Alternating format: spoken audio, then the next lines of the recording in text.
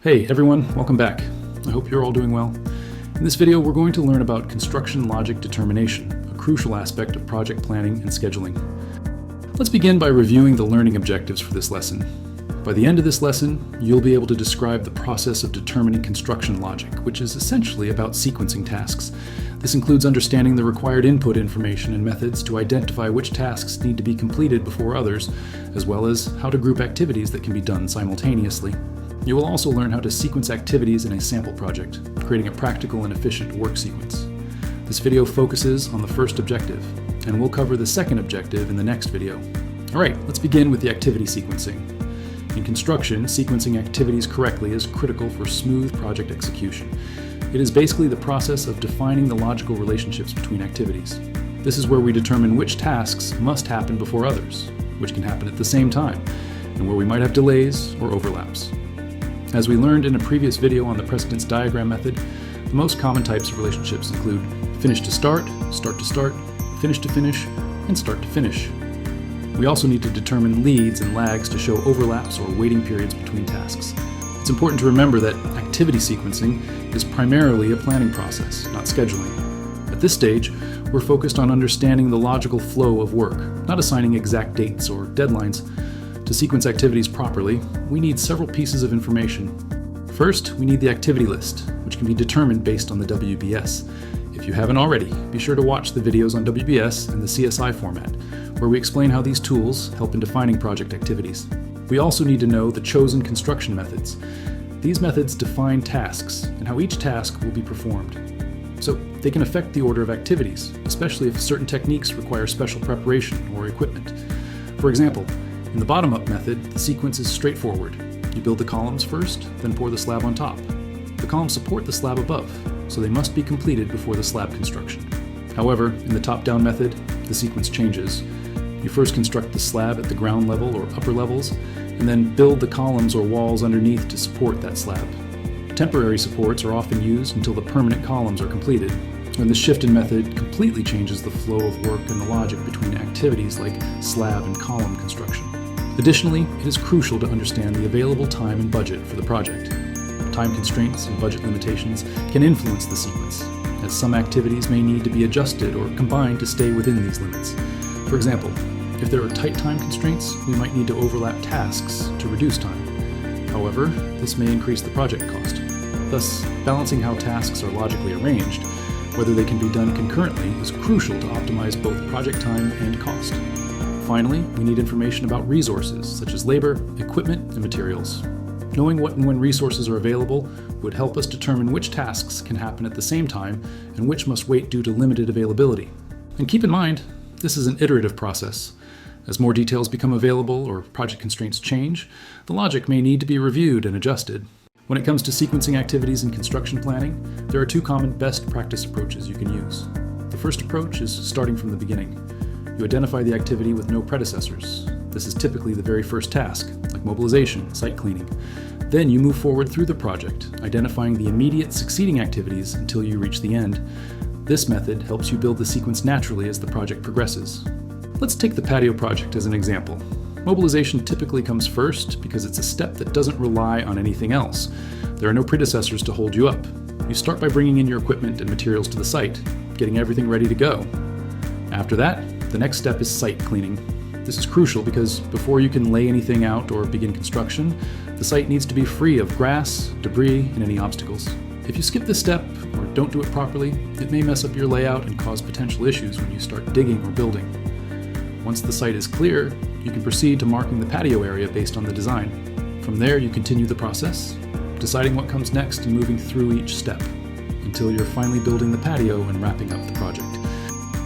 The second approach is starting from the end. Here, you begin with the activity that has no successors.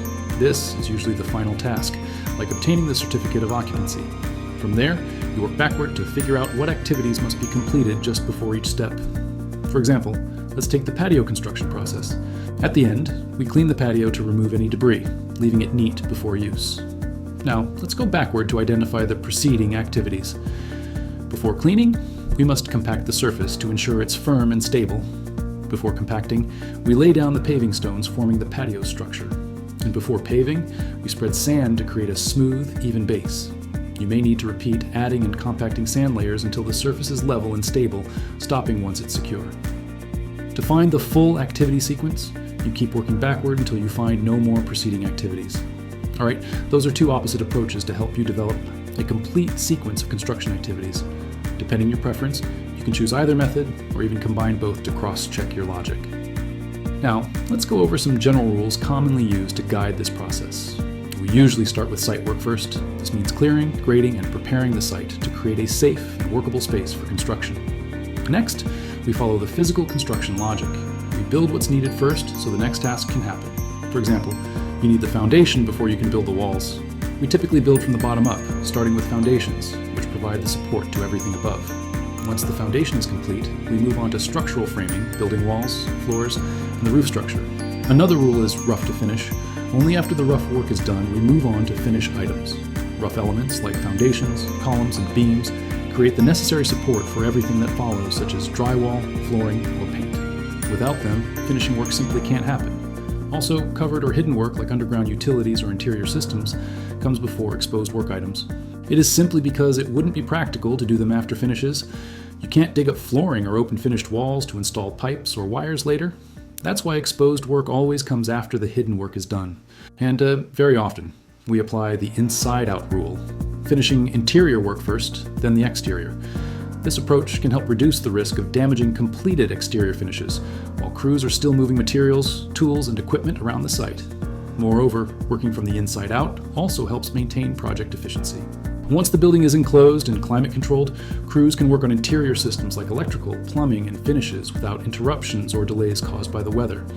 It's also important to consider time gaps in the sequence by adding lag or lead time where needed. For example, concrete needs time to cure, paint needs to dry, and soil may need time to settle before you move on. Lastly, always allocate lead time for tasks that require prior preparation, like ordering materials in advance. Sometimes, overlapping tasks with lead time can speed up the schedule. For instance, starting framing while the rest of the foundation is still curing. By following these rules, we maintain efficiency, quality, and safety throughout the project. Construction professionals often use sticky notes for project planning, including activity sequencing. This is simple, yet a powerful technique to visualize the sequencing of activities, making it easier to organize tasks efficiently before entering them into scheduling software. You start by writing each project activity on a separate sticky note. To keep things organized, use different colors to represent major trades, such as concrete, masonry, structural steel, or mechanical work. This color coding makes it easier to track different scopes of work throughout the project. Once on the computer, the process can be manipulated using different graphical representations. I find Business Process Model and Notation, BPMN, is a relatively easy format. You can use tools like Microsoft Visio. Next, arrange the sticky notes based on the logical flow of work while considering project constraints. Think about dependencies. What must be completed before the next step can begin? Should any activities overlap? Place the notes in an initial sequence that reflects the project's workflow. Now, step back and review the sequence. Are there opportunities to optimize the workflow, such as overlapping certain tasks to save time? If needed, rearrange the notes to improve efficiency. You can use the 5 whys method for your review. It is incredibly insightful for uncovering improvement opportunities. Simply ask why something is the way it is, then ask why again based on the response. Repeat this process 5 times. More often than not, the final answer will be either, I don't know, or it has always been done that way. Asking the why multiple times helps identify underlying issues, challenge assumptions, and drive meaningful improvements. Once the sequence is set, you can transfer it into scheduling software like Microsoft Project or Primavera P6. Here you can refine durations, dependencies, and resource allocations to create a detailed project schedule. Alright, that's it for this video, where we covered the generic process and some common rules for sequencing activities. Thanks for watching, and we'll see you in the next video. Goodbye!